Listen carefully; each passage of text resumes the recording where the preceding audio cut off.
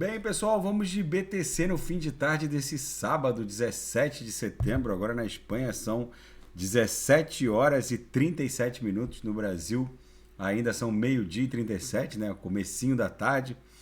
Enfim, gente, a BTC segue aqui acumulando na nossa cunha triangular. Vocês vejam que hoje a gente desenhou um candle com corpo real no diário, apesar de vendedor, um corpo real muito tímido, fortemente engolfado pelo candle, pelo corpo real do candle anterior, de ontem, 16 de setembro. Então, o ímpeto dessa pernada corretiva já perdeu bastante força. Então, com esse engolfamento de hoje, é bem provável que com a abertura de futuros amanhã a gente veja um candle comprador. Tudo vai depender de como vai abrir futuros de Nasdaq, e também tudo vai depender de como vai abrir também os futuros no Oriente Médio, né? Porque principalmente o índice de Israel, que já começa a operar no domingo, que é dia útil lá em Tel Aviv, ele é o prenúncio de como vai abrir futuros de Nasdaq, justamente porque a Bolsa de Israel alberga uma série de empresas de tecnologia e é o prenúncio de como vai se dar o futuro de Nasdaq no final do domingo. Por volta de 21 horas aí do Brasil, já abre o futuro de Nasdaq, que tem o seu termômetro medido pelo comportamento da Bolsa de Israel, de Tel Aviv, que tem muitas empresas de tecnologia e já dá mais ou menos a febre de como vai ser a abertura de futuros de Nasdaq. Então vamos ver como vai abrir esse engolfamento aqui forte hoje. Acaba sendo um prenúncio de perda desse ímpeto vendedor. Então agora a gente deve voltar a estressar de baixo para cima a aresta inferior da aresta superior, né, da nossa cunha triangular, que está meio que coincidindo aqui com a base da linha inferior da nuvem na projeção. Então a gente vai voltar a estressar a aresta inferior, que está ali um pouco acima de 21.400, a linha inferior está ali em 21.500. É bem provável que agora esse próximo estresse de baixo para cima da aresta superior seja para romper, já que a gente está se aproximando do bico dessa grande acumulação triangular na banda de VWAP mensal. Vocês vejam que a BTC agora está sofrendo os efeitos da força gravitacional da VWAP mensal, que não deixa ela se afastar tanto. Eu não acho que a gente vá nem sequer estressar a lower, que está ali em 18.600. Eu acho que agora a gente vai desenhar aqui uma subfigura triangular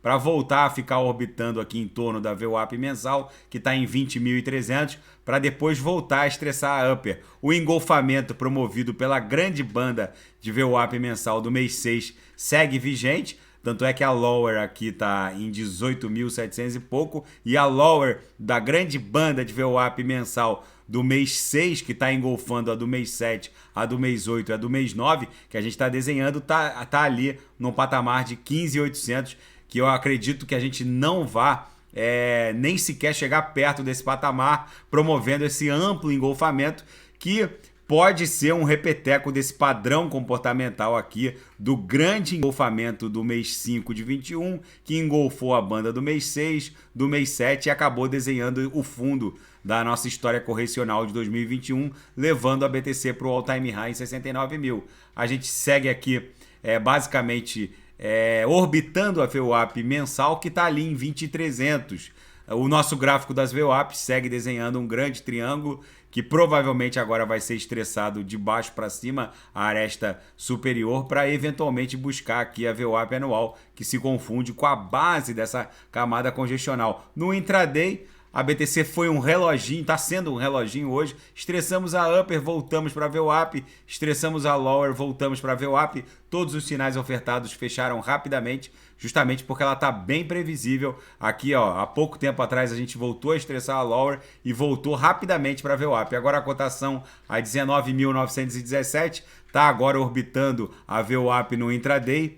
Na Seara Fatica, o CEO da Binance, o CZ, ele tweetou que os bancos só vão sobreviver se apoiarem as criptomoedas. Segundo ele, a tecnologia blockchain é um divisor de águas sem precedente no sistema financeiro global. Agora os bancos centrais migrando as suas respectivas moedas fiduciárias, o euro digital, o dólar digital, que vão circular nas blockchains dos bancos centrais, vão só turbinar a liquidez do mundo das DeFis e os bancos só vão sobreviver se apoiarem o mundo cripto. Muito provavelmente o sistema bancário vai ser as grandes DeFis que vão startar as suas operações agora na próxima pernada impulsiva, que provavelmente vai começar antes do final de 2022 e com certeza vai se desdobrar pelo ano de 2023, que vai levar a BTC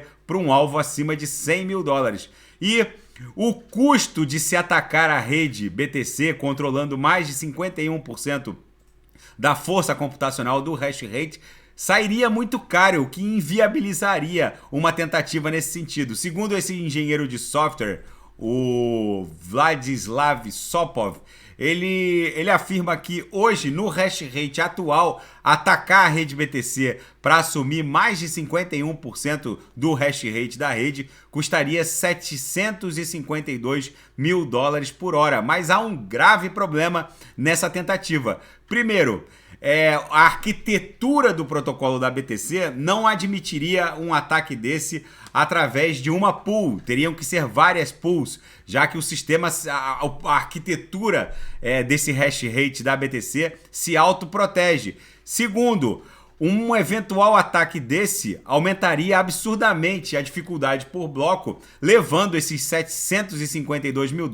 rapidamente para um valor muito maior e iria aumentando exponencialmente cada vez que o ataque fosse sendo ultimado. Isso aqui rapidamente poderia escalar para $7 milhões por hora, e a incrível quantidade de energia elétrica e a necessidade de hardware num nível exponenciado, vamos colocar assim, inviabilizaria na prática qualquer tentativa de um ataque de força bruta buscando controlar o hash rate da BTC. Hoje, 80% de toda a força computacional que sustenta a BTC é controlada basicamente por 5 grandes pools que, na verdade, obtém essa força computacional oriunda de diversos usuários que se conectam nessa mesma pool, emprestando a própria força computacional para gigantes como Ghash.io. Enfim, um ataque desse não seria possível hoje, já que a enorme quantidade de energia elétrica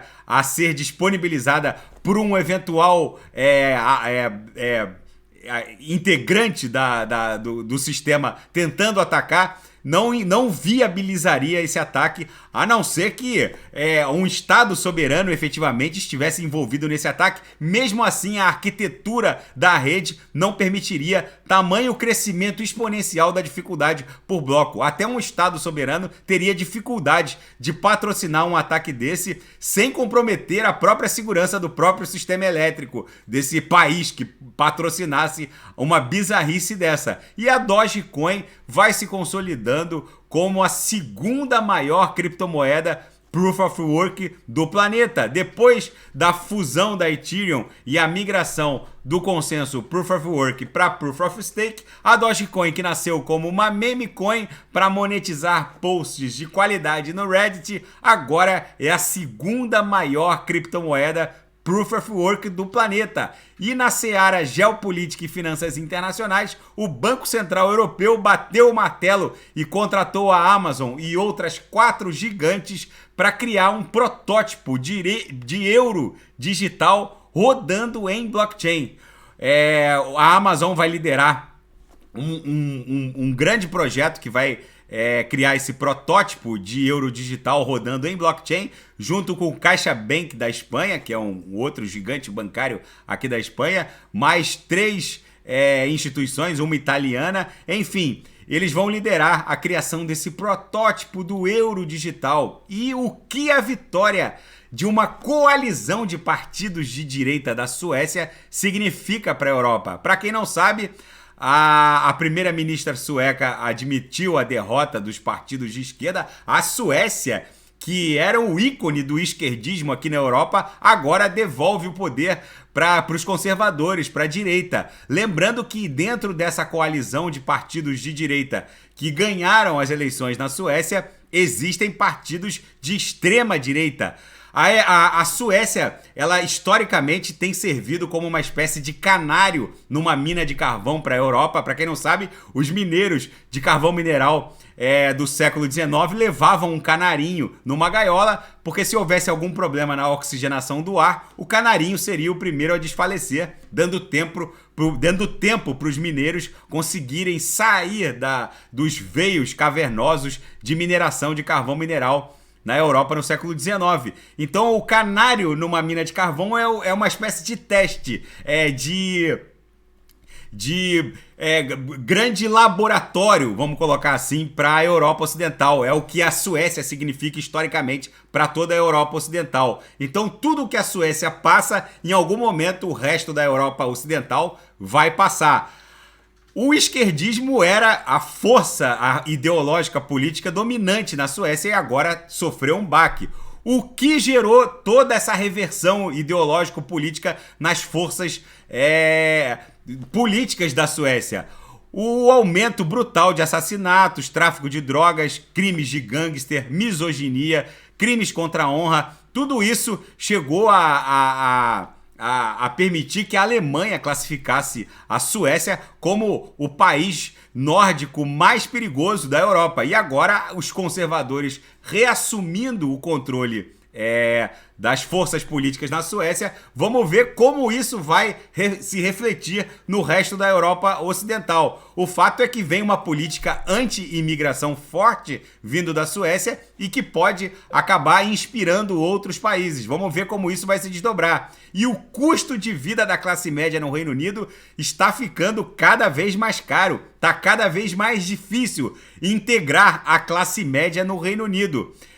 De acordo com o último relatório, um único trabalhador adulto precisaria ganhar pelo menos 25 mil libras esterlinas para garantir um padrão mínimo aceitável para ser considerado um integrante da classe média no Reino Unido. Se o casal tiver 2 filhos, eles precisariam ganhar cada um 43.400 libras esterlinas por ano para conseguir garantir essa qualidade de vida mínima para um britânico ser considerado um integrante, um britânico ou um imigrante ser considerado um integrante da classe média no Reino Unido. Vamos ver como isso vai se desdobrar, porque a pressão inflacionária sobre as commodities energéticas só estão impactando ainda mais esses relatórios, esses gráficos. Na minha leitura, isso aqui perde qualquer sentido em muito pouco tempo, já que o custo das commodities energéticas não param de pressionar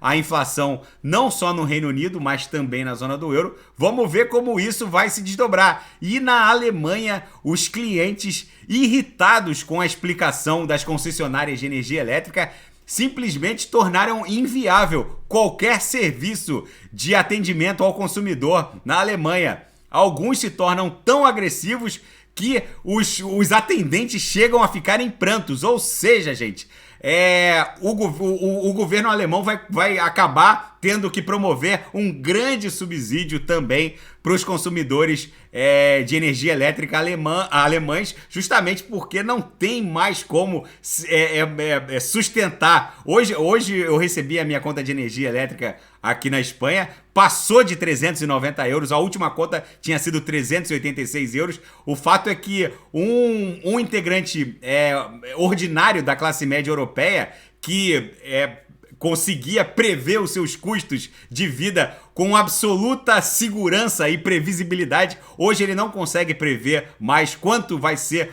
o custo final de energia elétrica, por exemplo, dele. Então, tudo isso está pressionando os governos a criarem subsídios. Isso vai redundar em nova rodada de impressão de dinheiro quando esse aperto quantitativo chegar ao fim, porque vem uma mega recessão aqui pela frente. O fato é que toda essa sistemática vai explodir numa grande bolha que vai levar a BTC rapidamente para o nosso alvo em $1 milhão.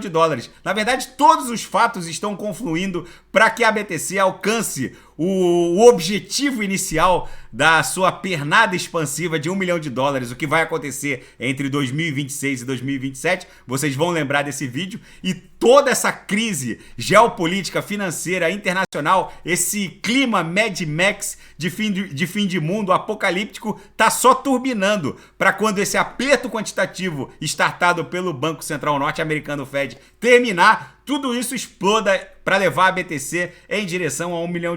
Gente, a BTC agora passou um pouquinho de $20 mil, tá bom? Fiquem com Deus. Se nada fugir do script, eu volto amanhã para analisar a própria BTC. E quem quiser sugerir alguma análise, é só colocar nas mensagens abaixo. Fiquem com Deus, até amanhã, grande abraço.